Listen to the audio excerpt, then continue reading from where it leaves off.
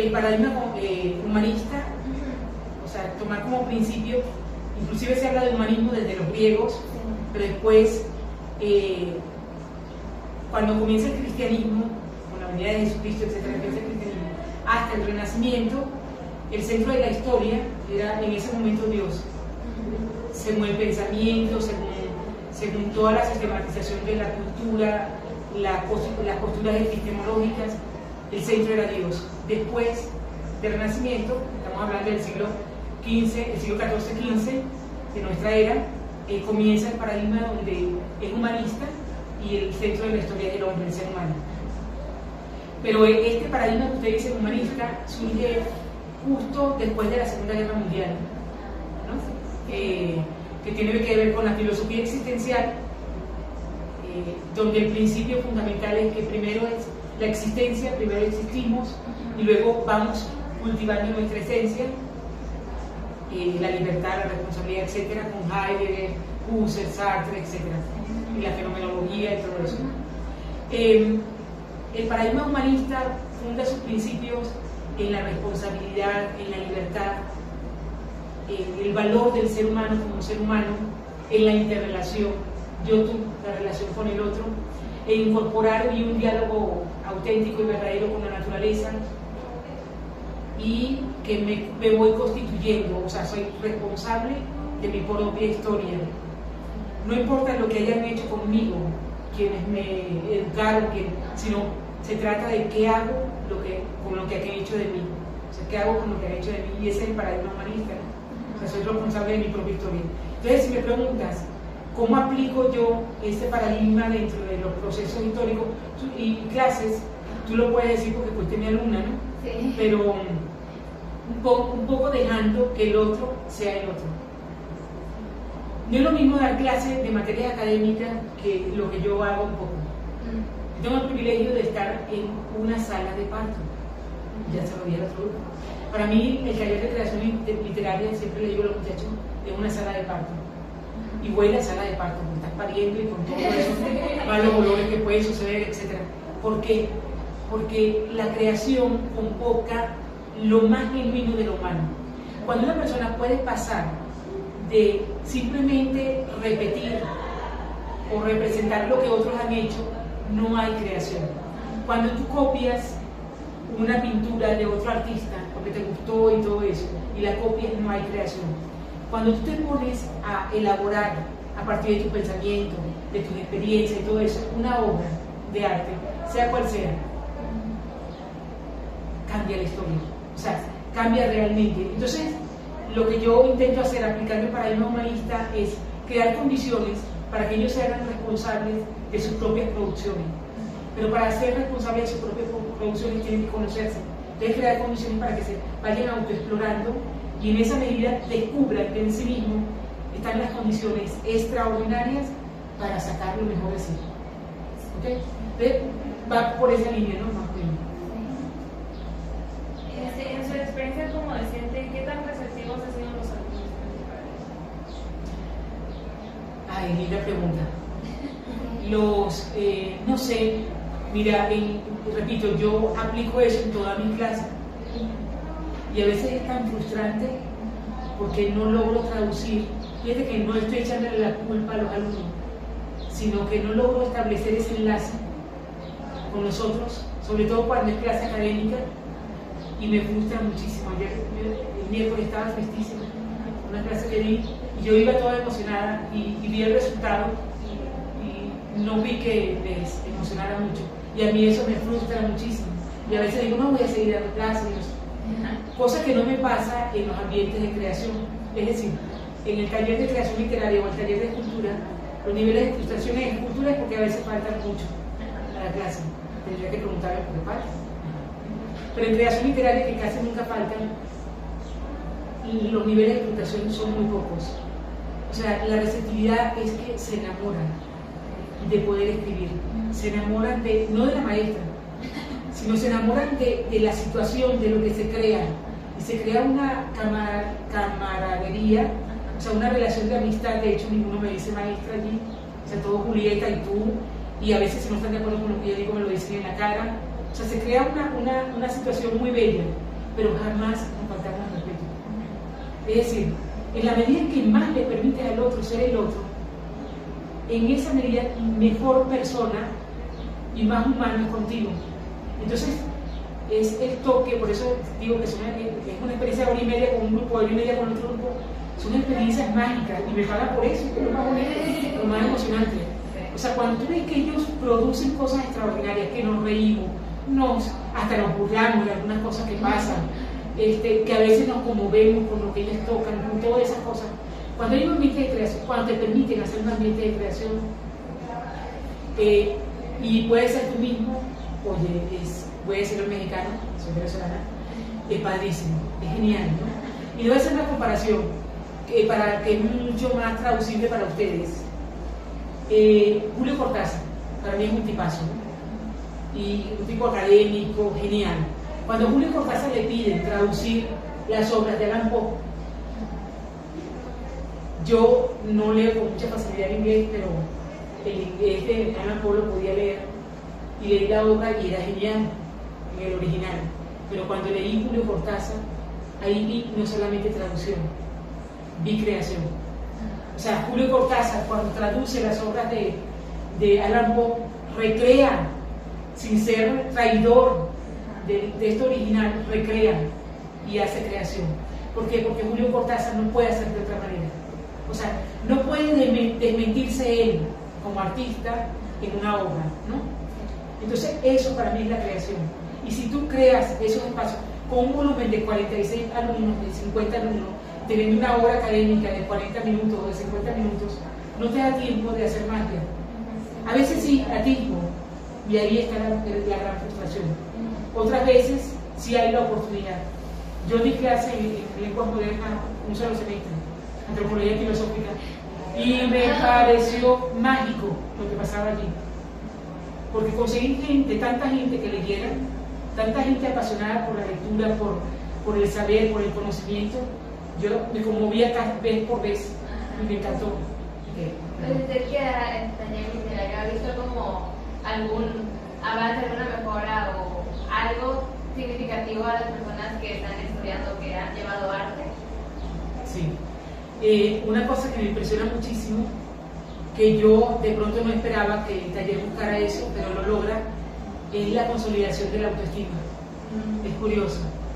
Cuando empiezan a leer y los leen con timidez, así, agarran sus papelitos, permiso, voy a hacerla, y entonces leen así, y lo con voz y bajita, y yo no sé qué, esto y el otro, y de pronto la maestra, que para ellos es un ser en ese momento creíble, o sea, que tiene autoridad para hacérselos ver, etcétera, no porque sepa mucho, sino porque tiene más años o tiene rato viviendo esta experiencia, etcétera, y les diga, oye, está genial, todo el texto está pésimo, por ejemplo, le puedo decir yo, pero esa frase es rescatable y está genial, y yo no sé qué. Nada más con decirle eso, tú le ves cómo cambia el rostro, cómo se muda, curiosamente cómo se empiezan a ver bellos, bellas. O sea, cuando constatan que pueden parir ideas geniales, cosas geniales, les da la oportunidad a ellos a descubrirse. Me parece que el arte es un pretexto, un accidente delicioso para levantar eso. O sea, hay muchas personas que tienen muchísimas capacidades, pero la escuela, la academia, no se las hace desarrollar a veces. Y el arte no tiene otra opción. Toca, levantarte, sí. ¿Y cómo ayudaba el arte para expresar de forma segura y efectiva los estados de ánimo? El arte desarrolla una sensibilidad en el ser humano muy elevada, y las cosas, los eventos, los fenómenos te duelen más. A todos nos duele, pero al artista le duele en las venas, en todas partes, te quema la piel, etc. Y a veces no sabemos salir, y le pedimos permiso a la pintura, a la música. Yo trabajo con varias disciplinas, también la música. Le pedimos permiso que por favor nos reinstale en lo cotidiano, en lo humano, y no siempre pasa. No siempre pasa. Es como difícil subirnos, pero podemos. Entonces la reivindicación va en la interacción, pero también en el rostro humano. Para mí el arte ha ayudado muchísimo, pero lo que me ha levantado del suelo y del barro ha sido otro humano, otra humana. Es decir, el arte es un vehículo extraordinario, pero en él no se constituye, no se consume todo. En realidad se consume en la relación yo-tú. Es la medida que me relaciono con el otro, en cuanto puedo salir de esas situaciones de dolor, de sufrimiento, etc. Es la relación. El arte facilita la relación deliciosamente. Como el mediador en Sí. una relación. Sí. Si yo no escribiera, por ejemplo, y si no fuera artista, no sé quién sería en la historia. No reconozco a Julieta desde otras dimensiones, sino solo las dimensiones artísticas. Y eso que mi paradigma, por ejemplo, mi formación filosófica es como muy fuerte, o sea, me fascina, o la psicológica también me fascina, la pedagógica. Pero si Julieta no se acercara a la filosofía desde el arte, desde su ser artista, o a la psicología, o a lo que fuera, al saber, a la epistemología, no me reconocería, no sé quién sería, se desdibuja mi figura sin el arte. Ya como aplicando más, o sea, ahora como arte, ya enfocándonos más a la música, ¿ha visto mejorías con la música cuando te presentan la música a tus alumnos? O sea, cosas con música, ideas con música. Sí, tengo rato que no uso la música en la academia. Duré muchos años dando clases de guitarra y de algunos instrumentos. Toco algunos instrumentos de percusión también. Y cuando daba clase de mimo, también utilizaba mucho la música para la expresión corporal, etc. Para mí la música es genial, porque ¿qué toca la música? Sensaciones. Entonces, bueno, todas las artes convocan sensaciones, pero aquí convocan algunos sentidos que son particularmente, a mi modo de ver, bellos. El sentido del oído, por ejemplo, y el sentido del tacto, que es el cuerpo, pero tú escuchas también con los ojos, ¿no? O sea, se puede escuchar con los ojos, se escucha con las manos también, o sea, tú puedes trastocar los sentidos. La música te ayuda a entrar en contacto con tu música interior. O sea, yo siento que el ser humano tiene sonido internamente, no por hablar, no porque sacamos palabras, sino tiene sonido interior.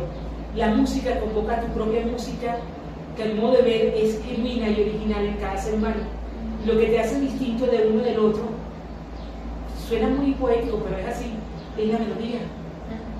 O sea, ¿cuál es tu sonido? Me acuerdo que conocí a alguien, me presentaron un tipo genial, y estaba muy bien, por cierto, sí, además, pero un tipo genial, me dijo que se llamaba Nani, imagínate tú, Nani, yo ¿cómo te llamas tú? Bueno, me preguntó, yo Julieta, y tú, Nani, yo, bueno, y así le hablaba a Nani, yo no lo vi más a Nani, tipo, catire, decimos catire güerito, catire decimos en Venezuela, con cabello largo, así, quemadito, por eso estaba muy bien, estaba muy bien. Bueno, nadie me decía, cuando me conoció, cuando se fue a presentar, solamente me dijo eso, ¿cuál es tu sonido?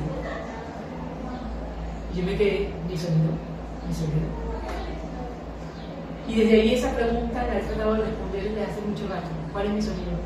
Y curiosamente no hay un sonido específico, sino que ese sonido se va estrenando en cuanto a las relaciones. Estoy hablando raro, ¿no? Difícil. No, sí, de hecho leí, creo que ayer un artículo o algo así, que en una tribu africana, cuando la mamá quiere tener un hijo, se va a un árbol a descansar y que escucha una música, y entonces ya cuando va con su esposo, le canta esa música, y cuando están teniendo pues relaciones, está como que en armonía en esa música. Cuando está embarazada al niño le canta la música, cuando nace se la cantan, y así como que el niño se va aprendiendo que esa es su canción. Y cuando hace como algo mal o se empieza a hacer como, pues sí, que puede como robar o pasa así, toda la comunidad le canta como su canción, la hacen como, sí, así, bueno, le cantan así la canción como intervención, y ya como que eso dicen que como cada quien tiene su música, y pues que con tu música y con todo eso, con la ayuda del otro, podrían transformarlo y pues ya dejaba de hacer. Sí, yo creo que lo he leído también. Se trata de recordar el amor primero. O sea, mi mamá dice una expresión que me gusta mucho, que es: no olvides de dónde vienes ni quién eres, ¿no? Y la música es una manera de recordarnos lo más sublime de lo humano. O sea, tú escuchas qué sé yo, una sinfonía de Beethoven, por ejemplo, te quedas, pero no solamente eso, puedes escuchar, por ejemplo, una banda oaxaqueña y ves cómo los instrumentos lloran, o sea, cómo, por ejemplo, el violín lo hacen llorar o lo hacen reír. Entonces, yo siento que es una de las maneras más deliciosas y bellas de comunicarse el ser humano. Y bueno, ¿qué mejoras han notado en sus alumnos con la aplicación de la música? De la música. Sí, recuerdo que no la usaba mucho, pero bueno, últimamente. Pero cuando la usaba, o sea, cuando daba clase de música, etc. Primero el sonido, la voz. Empiezan a ser más melódicos y empiezan a hacer uno con la naturaleza. La música ayuda a que aprendamos la danza que está y la música que está alrededor. No sé si vieron Escucha tu destino, esa película de Amos Rus o algo así. Escucha tu destino, es un chavito que se va afuera para buscar a... Sí, sus papás dicen, seguramente ellos a través de la música nos podemos encontrar, pero él se da cuenta que hay una orquesta afuera con los ruidos y empieza a convocar todos esos ruidos y darle como armonía, como sentido. Yo creo que la música ayuda al ser humano a que sea más armónico consigo y con el otro. ¿Usted se ha notado que, o sea, cuando empieza como a practicar la música para expresar y todo eso, han tenido mejorías? Sí, indiscutiblemente sí. Y luego cuando uno le dice, por ejemplo, cuando yo daba clase de guitarra, yo enseño guitarra popular, no es guitarra acústica, o sea, no enseño guitarra clásica ni nada de eso, ¿no? Popular. Pero al mismo tiempo yo le decía, mira, la guitarra es como un ser, ¿no? Otro ser. Cuando tú empiezas, no la golpees, o sea, ¿por qué la maltratas? Porque así rasguñas las cuerdas, interactúa con ella, aprende a interactuar con ella y las melodías que van saliendo son muy interesantes. Para el proceso de afinación del instrumento, por ejemplo, ¿cómo afinas el instrumento para que pueda dialogar una cuerda con la siguiente? O sea, para que el mi agudo, el mi grave, pueda dialogar y conversar con el mi agudo final, etc. Entonces que ellos aprendieran más que la ejecución propiamente dicha del instrumento, es todo lo que tienes que crear, las canciones que tienes que crear para que el instrumento hable y diga algo al mundo. Y en el paradigma conductista, la música puede funcionar como un estímulo. ¿En qué se diferencia del paradigma? Mira, están los famosos dos condicionamientos en el paradigma que a mí me parece como muy valioso los aportes que el conductismo da a la historia, porque en el paradigma clásico, por ejemplo, vemos que hay un estímulo y eso hace que haya una respuesta. Entonces, en función del estímulo se van creando nuevas respuestas y la adecuación desde el punto de vista de comportamiento, la adecuación del individuo en función del estímulo que se establece. Cuando hablamos, eso estamos hablando de Watson, Pablo, pero cuando hablamos de Skinner y otros, Skinner, ¿qué más? No sé, y otros más, estamos hablando del paradigma más bien no clásico, sino el operante. Cuando hablamos del operante no es solamente el estímulo, sino que ese estímulo va generando nuevos cambios y va creando nuevos estímulos, y eso favorece muchísimo al individuo. Yo diría que ya estableciendo un diálogo entre el paradigma conductista y el humanista, por ejemplo, desde ese punto de vista de aprendizaje con la música, es que aquí hay creación. Aquí no es solo, pero no lo descarta. Ojo, el estímulo puede llegar igual, pero aquí se crea. Y para mí la diferencia entre creación y creatividad es lo siguiente. Para mí creación no es que tú pares algo, perdona la palabra, das a luz o te alivias en algo de la nada, como dice usted aquí. No, todo ya está hecho, o sea, ya existe. ¿Qué es para mí la creación? La creación es con lo que ya existe, hacer no algo nuevo, sino crear una forma que interactúe con el entorno de una forma distinta. A mí me ponen un poco de barro aquí, como escultora, por ejemplo, y pues yo le pregunto al barro, y empiezo a darle formas y movimiento, y aunque sigue siendo el mismo barro, yo hago algo nuevo. Eso es la creación. Es con lo que ya existe, cómo establezco un diálogo distinto con lo que hay. Eso. En el paradigma conductista se queda hasta la respuesta del estímulo, propiamente dicho. Inclusive se crean situaciones para que haya este tipo de respuesta. Creo condiciones para que la respuesta ya sea como, inclusive esperada. Aquí no. Aquí el resultado del producto va a variar de acuerdo a todos los acervos históricos, todo eso.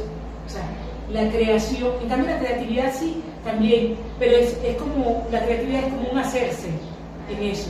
La creación es un producto. Cuando tú creas condiciones, y la música, por ejemplo, es repetir solamente lo que está allí en la partitura, pues eres un ejecutor, no eres un creador. Pero cuando tú aprendes a crear las condiciones en la guitarra, por ejemplo, y hablar del mi al grave, con el mi agudo y todas esas cosas, tú puedes empezar a producir música nueva y hacer un diálogo distinto de lo que han hecho otros músicos. Y entonces sí puedes leer la partitura, pero puedes empezar a meter otras cosas dentro de otros instrumentos, etc. Unas lecturas y unas interpretaciones distintas, aunque sea la quinta sinfonía de Beethoven. No sé si me explico. Sí. Y ahí está la diferencia. Entonces, ¿por qué el paradigma humanista es un paradigma que puede hacer apostar por desarrollar mucho más lo humano, pero de una forma mucho más, suena raro, pero atractiva, como seductora? Es porque apuesta a la creación. Sí. Y me das más como repetición el otro de la Sí. Usando la música, siente que el aprendizaje es mayor con los alumnos. O sea, una clase normal que metan canciones o música, o le enseñen música a los alumnos. La música es una disciplina artística, como la plástica, por ejemplo, es decir, la escultura, la pintura, el teatro, la literatura, etc. Así como sirve la música, puede servir también otro ejercicio, etc. Pero la música te convoca a todo tú. O sea, no puedes no dialogar con la música. Inclusive aquella persona que tiene problemas, como es mi caso, problemas auditivos, yo escucho muy mal, yo para tocar guitarra tengo que pegármela y la escucho desde las vísceras. A veces son muy bonitos. O sea, imagínate desde el intestino grueso y delgado escuchar la música, tu guitarra. Es genial, porque la escuchas por dentro. Y disfrutar, por ejemplo, de las vibraciones, de lo que eso apunta, o sea. Entonces convoca muchas partes de ti. Sobre todo convoca el mundo sensitivo. Entonces, el mundo de las sensaciones hace que tu aprendizaje sea más completo y más significativo. ¿Por qué? Porque para que tú asimiles, según Ausubel, por ejemplo, para que asimiles un conocimiento nuevo en tu historia, tú tienes que amar ese conocimiento para asimilarlo. Para que te quede en tu cerebro y haga conexiones y sinapsis, no hay rollo. Pero para que tú lo asimiles y eso cambie tu forma de ser en el mundo, tienes que amarlo. Y para amarlo, tienes que convocar tu parte sensible. Y tu parte sensible es a través de los sentidos. Entonces la música hace que ese aprendizaje, que puede resultar tedioso, fastidioso, que no le ve ninguna ligación con la vida, etc., la música hace que te seduzca y por tanto entre el conocimiento y cambie. La música como la pintura, como otra cosa. ¿Cuál es la relación que se ha hecho entre alumno y maestro? Si lo hablo desde el punto de vista de clases artísticas, como por ejemplo creación literaria o escultura u otros talleres creados desde el punto de vista artístico, es muy estrecha la relación. Se pierde un poco, no se pierde el respeto, nunca, pero se pierde la línea divisoria entre yo soy maestro porque supuestamente sé más y tú eres alumno porque supuestamente sabes menos. Yo soy el que orienta y tú eres el orientado. Esa línea se diluye, se pierde. Entonces la relación es más, me importas como persona, me importas tú como agente, y no solo me importa, sino que aprendo un montón cuando me rozo contigo, alumno. Y no lo digo de forma retórica o porque, ay, suena bonito y todo eso, no. O sea, los alumnos me han enseñado a aprender a vivir. Me han dado como recursos interesantes. Ayer, por ejemplo, en el concurso que hicimos de microcuentos, fue muy interesante porque había cuentos geniales. O le pongo otro ejemplo. El semestre pasado, este mismo semestre, cuando se iba para vacaciones de Semana Santa, un alumno me viene a avisar aquí, yo estaba trabajando ahí en la dirección, y un alumno me dice, maestra, Julieta, te voy a decir que no puedo estar en tal día porque tengo que hacer una diligencia, etc. Pero bueno, ya, me pierdo esta clase, ya nos vemos después de Semana Santa. Digo, no hay rollo, está bien, te justifico. Y se van, y después se devuelve y me dice, ¿te puedes parar y me das permiso de darte un abrazo? ¿No? Y me dio un abrazo, y yo podía haber pensado que él necesitaba el abrazo. Yo no sé qué leyó el tipo, y me dice, o sea, me pide un abrazo el alumno. Y yo me paro y le doy el abrazo, ¿no? En un primer momento yo sentía que él lo necesitaba. Y yo creo que más bien él leyó que yo lo necesitaba.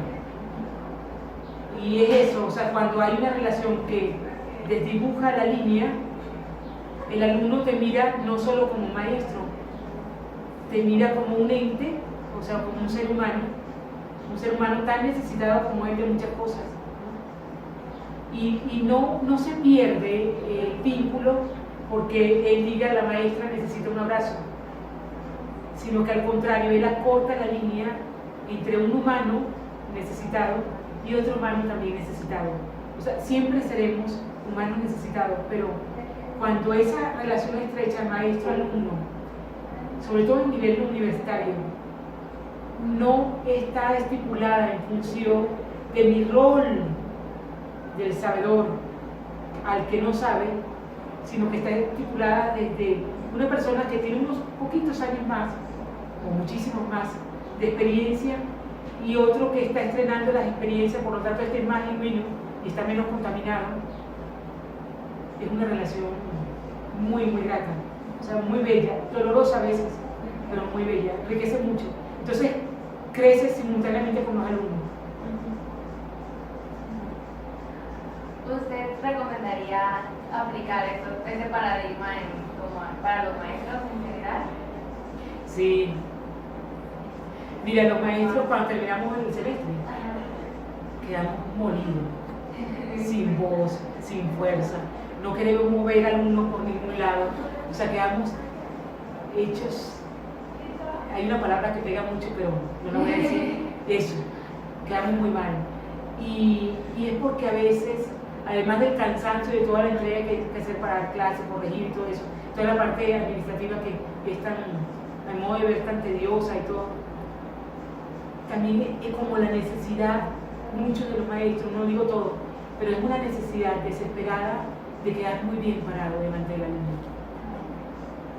Cuando para ti no es importante, el paradigma humanista te enseña eso, cuando para ti no es muy importante el qué dirán, sino que apuestas más a la riqueza que traes, a que quieres compartir esta experiencia que te ayudó a tu propia vida, a tu propia historia, que no quita conocimiento, que lo incorpora muy bien. Entonces no tienes que demostrarle nada a los alumnos. Y no se hace una guerra de egos entre que yo sé más que tú, que en su carrera pasa mucho, que hay mucha guerra de egos, lo he notado. No, o sea, comparto mi saber y mi no saber contigo. Entonces no quedas tan gastado, tan cansado, porque tienes que mantener una imagen y un estatus, ¿no? Entonces sí creo que hay que apostar más por acercar los lazos que nos convocan. Tú eres humano, yo soy humano, por tanto podemos conversar. Ustedes estudian lenguas modernas y eso es muy interesante porque estudian varias lenguas, varios idiomas. Hay idiomas que no, o hay formas comunicacionales. Fíjense, la lengua, la palabra como tal, desde el punto de vista de comunicación, la palabra es solo el 7% de la comunicación humana, el 7%. El resto, el 93%, es todo lo demás. Es lo paraverbal, es en la forma como lo digo, la puntuación que le doy y todas esas cosas.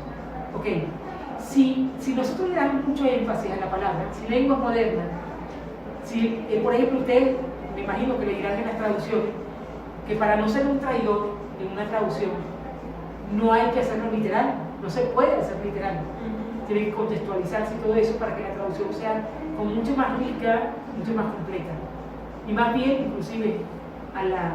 Entonces, si la palabra no es lo que constituye todo, y yo como docente utilizo solo la palabra para vincularme contigo, me fregué. Si no hay otros elementos que yo incorpore en la relación, no hay relación maestro-alumno.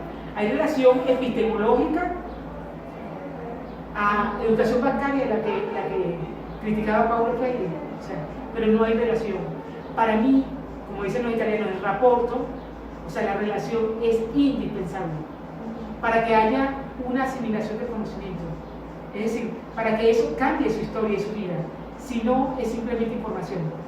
Hay una gran diferencia entre informar y educar, y podemos ser grandes informadores y no educadores. Para ser educadores tiene que haber relación, o sea, tiene que importarte el otro. Ver por el alumno también, no solo como estar hablando de ella. Sí. Como, ¿qué arte podrías como aplicar más en clases? ¿Qué sería como el más recomendable o qué es Es que uno tiene que preguntarse qué es más costoso, qué es menos costoso, porque tienes que conseguir materiales y todo. Pero por ejemplo la música es una de las menos costosas y mucho más implicadora, la música. Pero no toda la gente es auditiva, por ejemplo. Otros son más kinestésicos, otros son más visuales. Entonces yo creo que dependiendo de lo que queramos lograr, o sea, el objetivo que pretende el maestro, utilizará la disciplina artística que más le sirva. En este momento yo me desenvuelvo más en el volumen, o sea, a través de la escultura, la música, pero no en la universidad, sino cuando doy talleres, cuando doy, trabajo con conferencias. Por ejemplo, la semana que viene inicio la conferencia con música, más asustada porque tengo un rato que no. Y voy a terminar con un mimo, por ejemplo, termino con teatro, ¿me explico? Y vamos a meter a una joven que va a danzar, etc. O sea, depende de lo que tú quieras utilizar, todas las artes se prestan. La escritura, la literatura es hermosa. Y en la academia de ustedes, donde yo creo que el 70% de los alumnos de cada salón escriben. No en serio, y escriben literatura, escriben bien, geniales. Yo estaba corrigiendo los trabajos de los muchachos de ese segundo semestre, cuando estaban en el segundo semestre. Y los trabajos eran dignos para ser publicados, casi todos los trabajos. Y era un trabajo para una materia de antropología filosófica, una materia de humanidades. Y eran geniales. Entonces, por ejemplo, lenguas modernas, puedo utilizar el recurso de la escritura y de la palabra hablada también es genial. Yo creo que cualquier profesor, yo quisiera hacer, no como los idiomas propiamente, quisiera hacer esta carrera para ver, por ejemplo, los orígenes de las raíces de las palabras, pero también, por ejemplo, las culturas. Ustedes ven de Alemania, ven de no sé qué. Todo eso a mí me fascina porque lo humano es siempre fascinante. Siempre puedes aprender, siempre. Sí, pero también tienen ustedes un perfil como muy rico. Sí, dan gusto darles clase a ustedes. Ya vienen gente cultita, ya vienen cultos de raíz. Sí.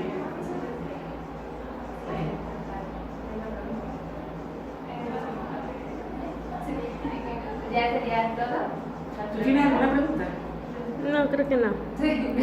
Creo. Mire, agradezco mucho y también agradezco las preguntas geniales, me gustaron mucho. Este es el primer grupo, el único grupo que me mandó las preguntas. El otro me agarró para de base, pero me ayudó mucho porque la reflexión fue muy interesante. Pero la forma, tú me mandaste las preguntas, pero la forma como la hicieron me dio una naturaleza distinta.